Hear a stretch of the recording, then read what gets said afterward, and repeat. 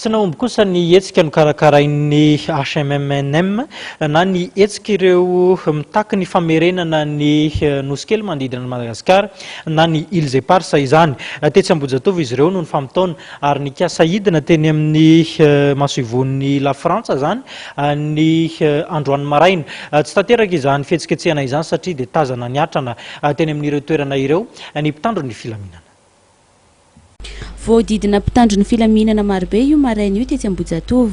Tonga tena toerana ihany koa ireo andian'olona sy ny HMMNM na ny hetsika Madagasikara mitaky ny nosy malagasy no tarihany Andrianjakarajaona na dia efa tsy nahazo fahazon-dalana tany amin'ny prefektiora ary na dia efa nisy ihany koa ny fanambarana nataon'ny lehibe ny fari-piadidina ny faritra Analamanga ny Jeneraly Florence.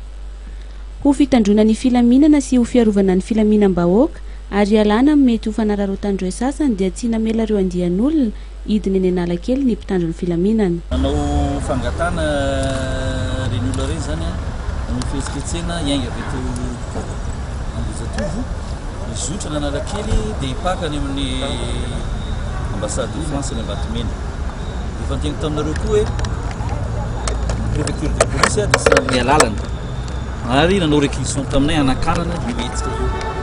Izay ny antony indrindra ametrahana ny dispositif manodidina Ambohijatovo ary tany amin'ny ambassade de France ary fantarinareo koa fa androany no navoaka ny fomba sy ofisialy moa zany ny vokatra sy ofisialy teny amin'ny CENI dia nataonza indrindra zay zany dia nametry ny dispositif reny.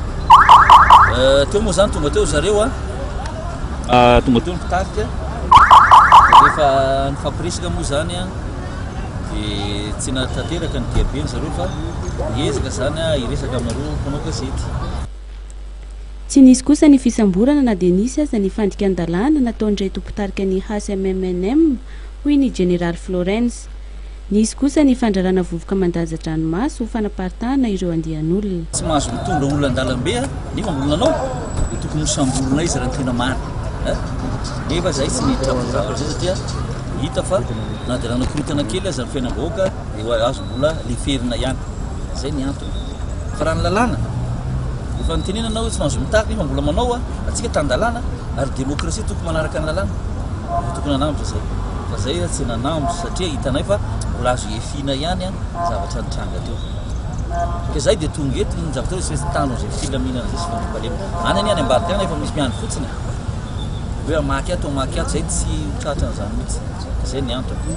Zay ny antony zany dia noho sy vidy rava somatsara zay nefa afaka milaza azy